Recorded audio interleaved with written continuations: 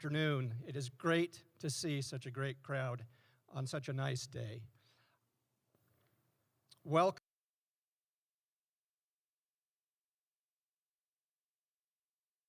to the 2024 Mayor's State of the City Address.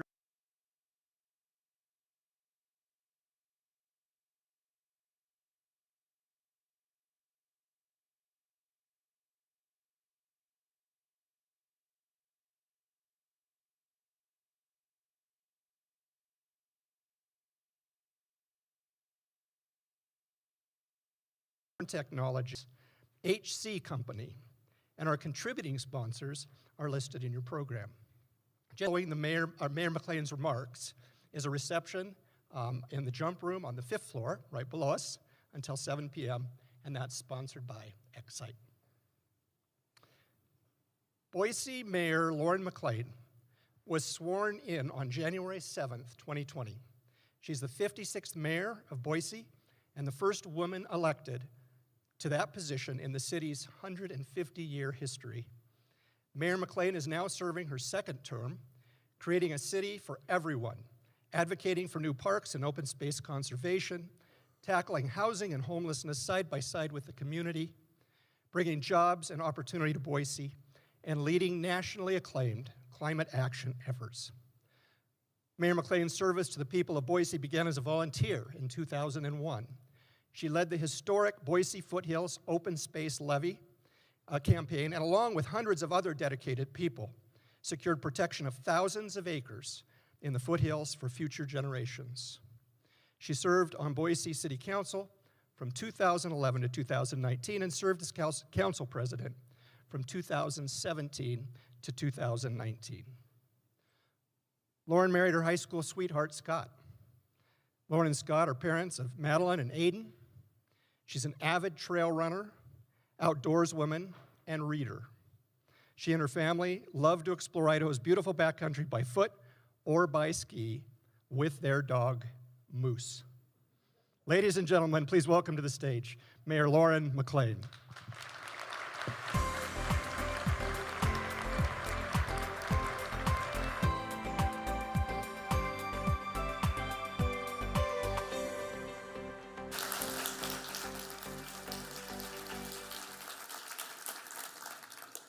Hello, Boise. It is so great to be back here at Jump with all of you today. Dan, I'm not sure where you went, but thanks for the introduction and all the support that you and the board of the Chamber provide our community. I really appreciate it. I want to thank the team at the Chamber, too. There's a lot of work, and you guys have done a lot to put this on, and I also really appreciate the support that you provide businesses here. And I got to say, a special thanks to Bobby Joe. I know you've been in the role for a while now, but as our new Chamber CEO, I'm so pleased to be working with you. It's been lovely working with you the last couple of years to get business here in Boise when you were with the governor's office, and it's wonderful to have you at the helm now. I want to recognize our city council. Your partnership makes the work that we do at the city possible for the people of Boise.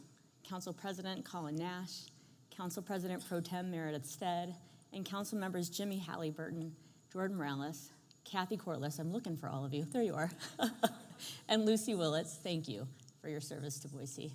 Let's give them all a round of applause.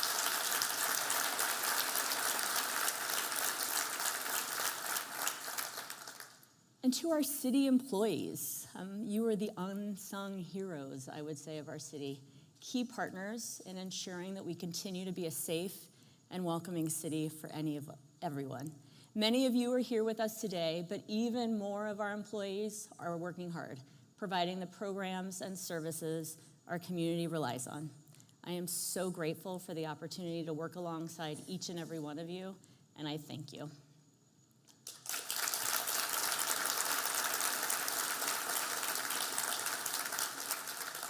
Now, let's talk about Boise, which is truly my favorite subject. One of the best parts of my job, and to be clear, it's a great job, so the bar is quite high, is introducing people to this great city. When people come to visit, many for the first time, or when I'm advocating for Boise, I find myself answering a lot of questions about how we beat the odds.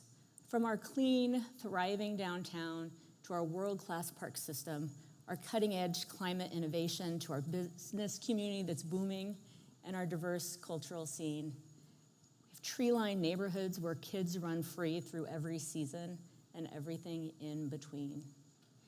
People have lots of questions. They want to know what this place ticks, and I can sense that they actually want to feel it for themselves. And the question that I hear most, the one that I hear again and again and never get tired of, what's the secret? What is the secret?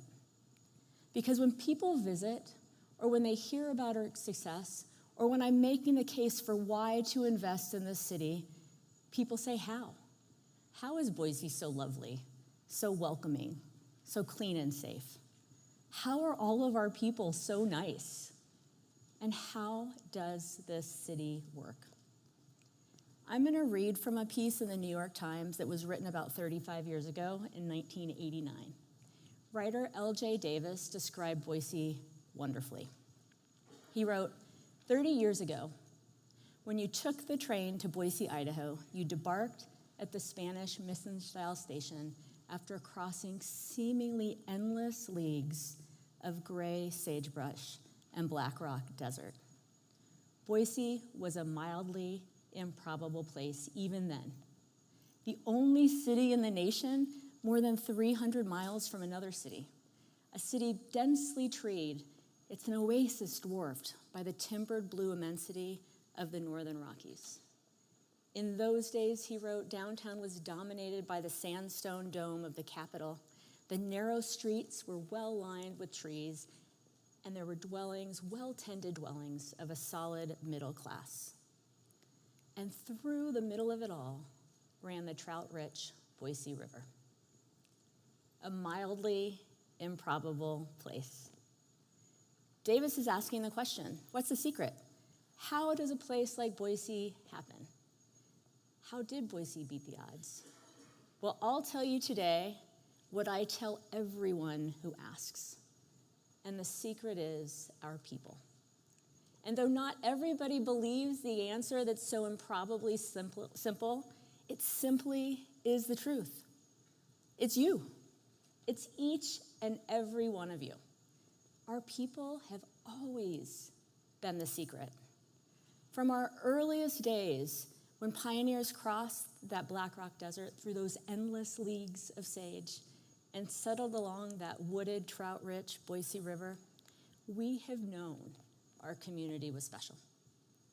And in a safe haven along a difficult trail, they boldly envisioned a city of opportunity, a city of promise for everyone, knowing that success in this wild, open land would only be possible and made real through cooperation. Boise would succeed by people looking out for one another through untold hardships and steep, steep challenges, long, cold winters, and hot, unforgiving summers. By meeting the demands of a rapidly changing boomtown, one that would remake itself time and time again with creativity and innovation.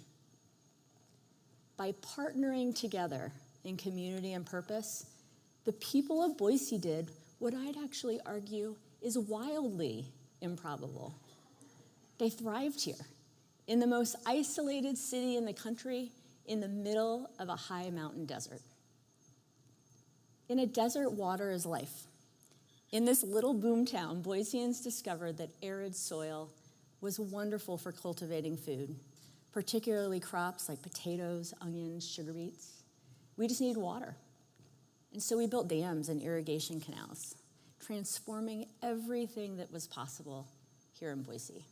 And we built the legacy of world-class, homegrown businesses like Morris and Knudsen. And the food they grew needed markets. Thanks to Joe Albertson, another homegrown success was born. There are so many stories like these here in Boise, because in Boise, innovation and creativity and just plain old hard work are hallmarks of our people and the businesses we create. Growing jobs, creating an environment where business can prosper is key. And just as early entrepreneurs built thriving businesses that led the way in emerging industries of the time, our present-day entrepreneurs stand on their shoulders. What was once a 4-person business in a Boise basement nearly 50 years ago, is now business that provides the opportunity to lead the nation in memory manufacturing and design. Just last month, President Biden announced a transformational CHIPS and Science Act investment in our own Micron.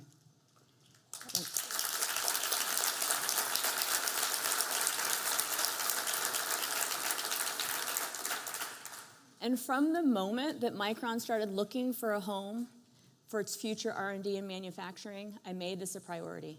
Our team worked with the state, the region, businesses, labor unions, and so many others to make sure that Boise's residents had the opportunity that will come with winning this expansion. And then we got to work, making sure the administration picked Micron's Boise facility for a CHIPS investment. Our city and Micron have a deep partnership. We share a vision of supporting a diverse workforce, continuing a culture of homegrown innovation, and creating a strong future for every Boisean. To support this investment and others like it, I've prioritized city investments in housing, transportation, childcare, clean energy, and clean water. And we're looking at policies to support high-paying, large-scale job growth so that in 10 years, those little kids in our STEM classes right now can create memory of the future with a great home right here in Boise.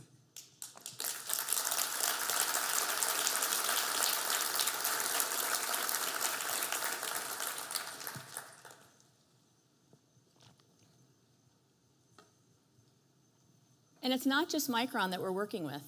We're working with other Boise companies seeking CHIPS investments that would allow them to double their size and the number of people that they employ right here in Boise. And we seek to become a hub for leadership and innovation in the industry. So we've got to nurture an ecosystem to support that work. Companies like American Semiconductor, Photronics, and Applied Materials are here today because we're a region leading and laying the groundwork to provide the trained workforce, the housing, and other things that they need to support their expansion. We have increased jobs by over 4% in just the last year, and there's so much more to come.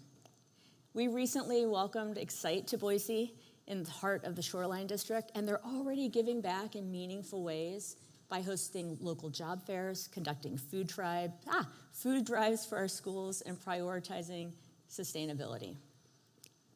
I am committed to making sure that Boise is predictable, that we are friendly for business, and that we support opportunities for all of our residents to build healthy, stable lives.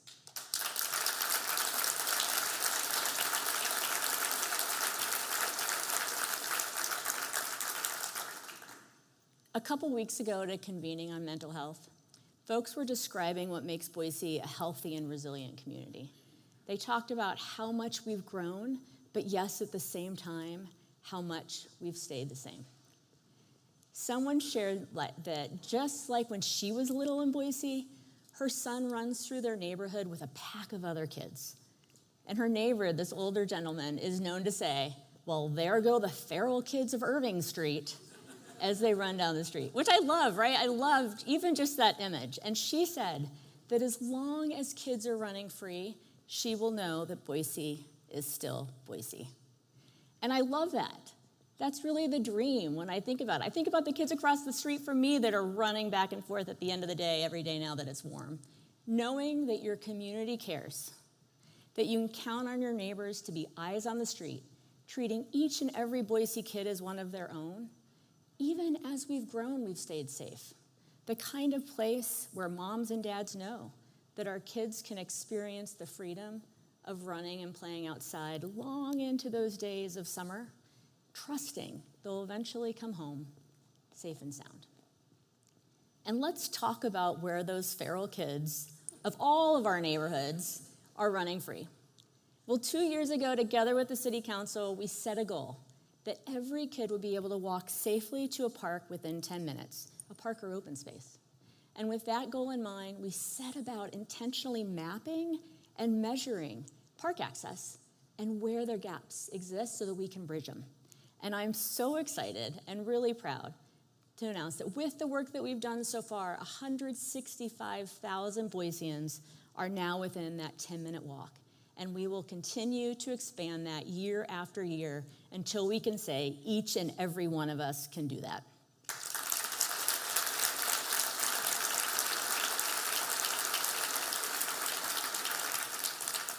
And that walk has got to be a safe, low-stress journey through a connected, walkable, bikeable city.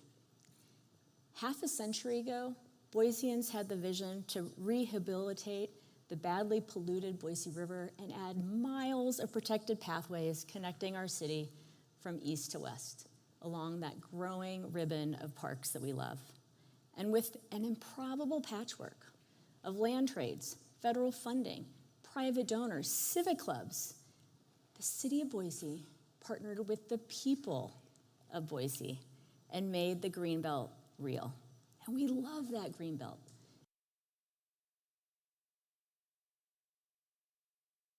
And building on that vision,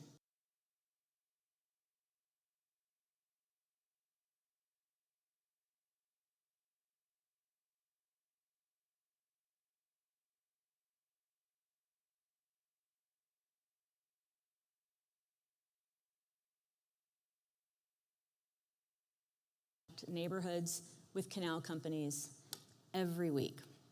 And, oh, thank you. And I want to say on that shortly, I think it was even the next day after we had the celebration, neighbors were there, so many different people were there because that idea came from neighbors. Another canal company saw this on the news, called up the city and said, we have a piece of land, not sure it'll work, but we want to help. Can we have a conversation? That is what we're looking for. That is what I believe marks Boise and her people and so well. And speaking of those connections that canals will allow us throughout the city, I want to talk about trails. Because over 20 years ago, I like to say a scrappy band of volunteers passed the first Foothills Levee. And since then, residents have stepped up, donating and selling land, building trails with their own hands, volunteering as rangers. The impact of that first levee well surpassed our wildest dreams. And since passing the second in 2015, we've kept working with landowners to set aside open space, acquire trail easements, protect clean water, and create pathways. Working towards a vision of a miles-long experience that spans the length of our Boise front, a Boise front trail. Imagine biking or hiking into the foothills at the mouth of the Barber Valley, connecting from one reserve to another, finishing at Boise's edge near Highway 55. I'm so excited today to announce a new piece of property that is key to this vision through Boise's eastern foothills. Susan Miller and Charlotte Bias, the granddaughter and great-grandniece of the original owner, Alvin Seeley, are selling us 80 acres already surrounded by open space with a broad valley near the Mesa Reserve and Table Rock. Land that was once providing apples and cattle to the community will now further this vision that we have of interconnectedness across the entire Boise front. And I want to thank them for that.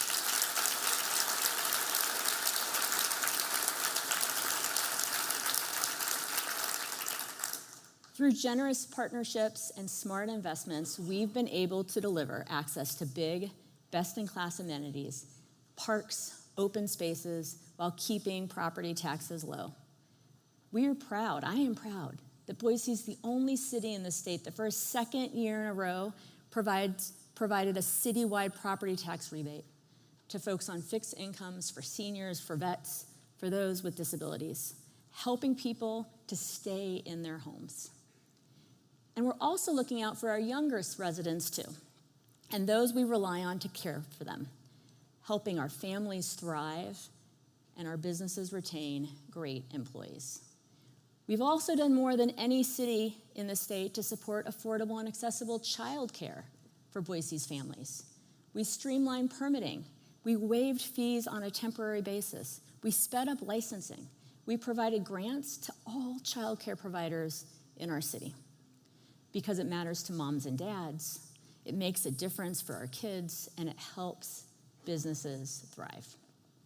So those temporary fee waivers for childcare licensing, I'm making them permanent, which means, oh, thank you.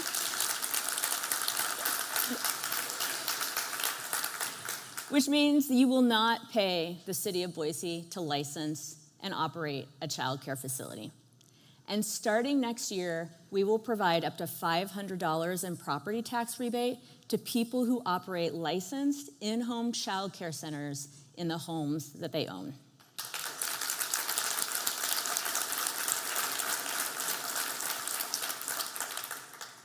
With creativity, good policy, we are demonstrating again and again that we can take care of our residents, meet the needs of a growing city, and look out for one another through every stage of life. Which brings me perhaps to the heart of our mission, homes for the people of Boise.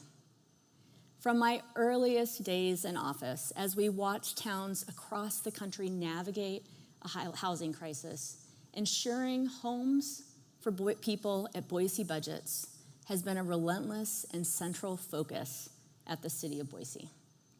We set bold goals around housing and homelessness, and there is no local issue more complex, more challenging, more demanding of true partnership than housing.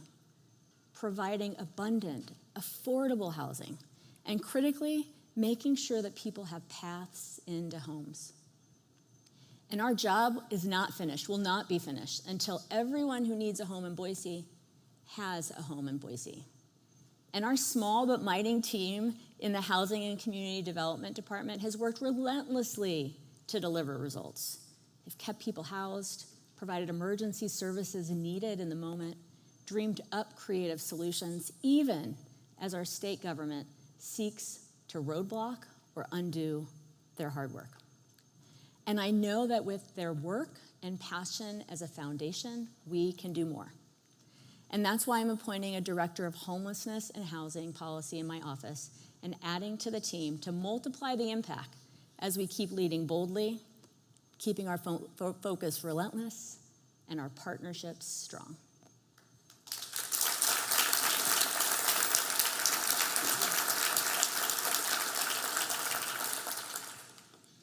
And speaking of partners, and the right partners, there's a few I'd like to thank today. Deanna Watson with the Boise City-Ada County Housing Authority, thank you so much for your partnership in meeting the moment when it comes to our community's needs for affordable homes. We are doing more together every year, and it matters, so thank you.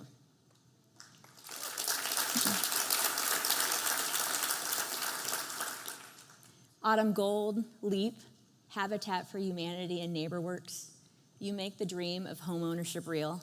You partnered with us to update the city's homeownership assistance program, and you've demonstrated what it means to work towards a vision of a city for everyone with a home that people can afford.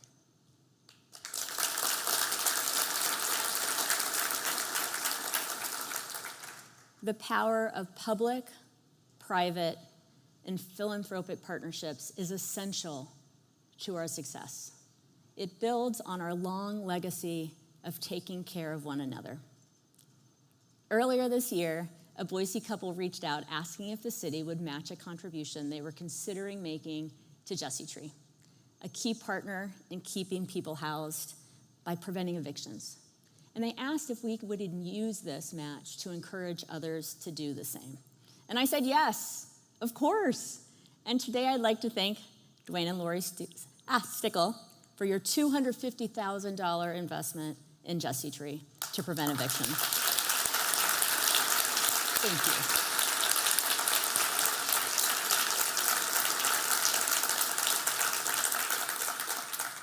you. It's really an honor for the city to match your investment and to encourage others to do the same. Thank you. And to the team at Jesse Tree, Allie and others, thank you for your essential work keeping our neighbors housed. Yes, keeping people housed is key. So let's talk about how we create those houses. When our housing needs analysis told us that to avoid the problems of other failing cities, we needed 250 homes for people exiting homelessness, we set a goal and a deadline of 2026. We asked private developers building affordable homes on city land to dedicate 10% of their new homes to families exiting homelessness. And they rose to that challenge. I want to thank J. Fisher Companies, Northwest Real Estate Capital Corp., and the Pacific Companies for your partnership on our current projects, providing homes at Boise budgets, including families exiting homelessness.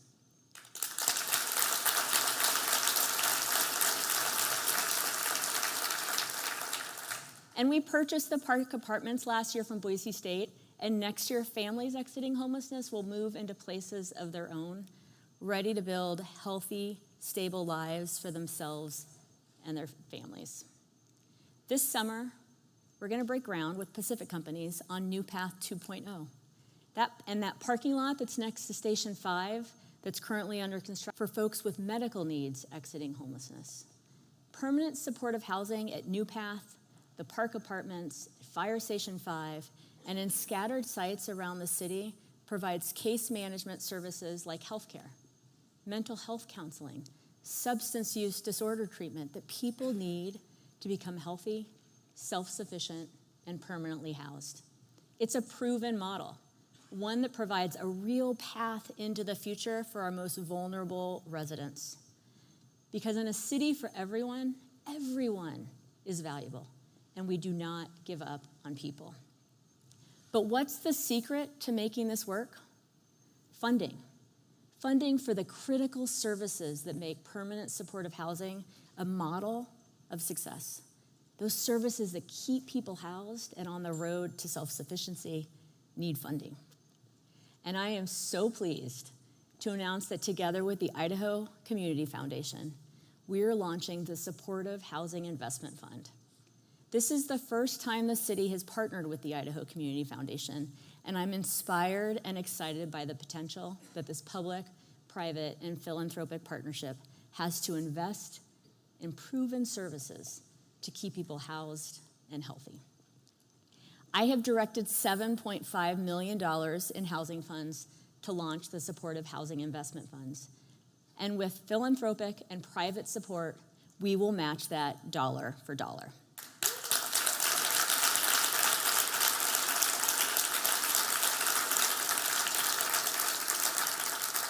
And already, business leaders and foundations have stepped up and responded to this innovative approach and new partnership and the challenge that I've set to match this public investment. Leaders from the Chamber, St. Al's, St. Luke's, Blue Cross, Idaho Power, Micron, the Simplot Foundation, ICCU, Tommy and Shanna Alquist have joined our Blue Ribbon Committee. Thank you, I see many of you right now, for your philanthropic partnership and investment.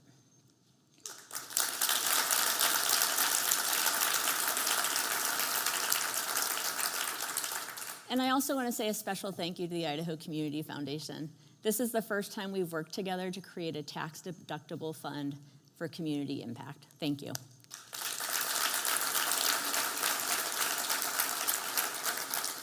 You'll spot our early supporters and investments with little blue ribbons, blue ribbon pins on their lapels. Tell them you'd like to get involved.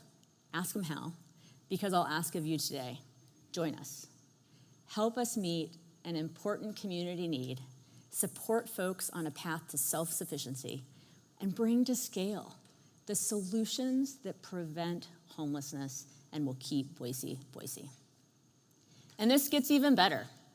We're applying for a grant from the U.S. Treasury that will provide for every dollar that keeping people housed saves our city, will provide a reimbursement to the Idaho Community Foundation's fund, up to $10 million over 5 years. Our friends at Boise State are doing the research and will track the savings. We'll submit that. And we'll be able to be reimbursed so that this fund can help keep helping people over and over again and save even more money. I'd say that this is what it looks like to tackle our toughest problems boldly and responsibly, to know that the best solutions are found together, to lead but never go the trail alone. We have always defied the odds, improbably, here in Boise, and we will do it again. To protect our way of life today, to ensure a sustainable future for ourselves and the generations that come after, we gotta roll up our sleeves, dig in like never before. The answer to that question of what's the secret of Boise is truly within each of us. And so today I'm calling upon you as your mayor, as your partner, to join us. Because people working in common cause made Boise what she is today. And it's only through that common cause that we'll find success into the future. We do incredible things together, Boise. I'd say that we achieve wildly improbable things together, Boise, and we always have. A couple weeks ago, our arts and history director shared a photo with me. It was dated May 21st, 2001, which is exactly 23 years ago on Tuesday. It was a group of about 20 people crowded into the yard and on the porch at the Idaho Conservation League. And I looked at that photo, and the moment came flooding back like it was yesterday. I could name everybody in it, even like people that I could only see their backs. This committed band of volunteers and partners who had decided, against all odds, that we were going to save the foothills.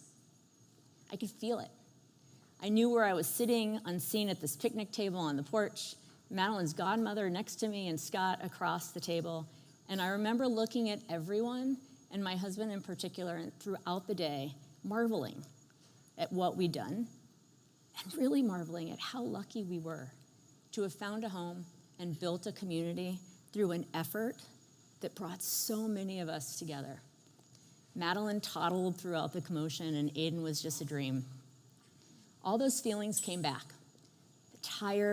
Being tired from a long day of the campaign, from calling voters, that heady anticipation of waiting for the polls to close and seeing the results, but recognizing that because we'd left nothing on the table, that despite the long odds, it was very likely that this group of people, these volunteers united in love for our city, would soon learn that we'd been successful in passing that first foothills levy that would set in motion the preservation of our foothills open space for generations. And that time taught me so much. It taught me that when we're united, Boiseans create the kind of lasting change that moves mountains. It taught me the value of hard work and bold goals, the value of building connections in every corner of our city with everyone who is willing to talk, and that by bringing people along with a shared vision, we succeed. All too often these days, there are people who would rather point fingers, cast blame, politicians that seek to divide us, to scare us, to make us turn our backs on one another. But I reject that, and so do the people of Boise. So join us. Join us in common cause as we make sure that everyone has a place to call home, knowing that we don't give up on each other. Join me in watching out for our fellow Boiseans, including, yes, those packs of roaming feral kids in every neighborhood in our city, and contribute your time, talent, treasure to the part of Boise's story that you want to shape or change or write for yourself. Please join me, join us in dedication to our Boise, because way out in this high mountain desert, our success is both hard-won and fragile. Our interconnectedness running through all things like the beautiful Boise River. Here in Boise, here in our improbable, wonderful success story of a city, we count on one another. We beat the odds together. We are the secret. And what an incredible privilege it is to be in and a part of that secret. Thank you, Boise. Thank you so much.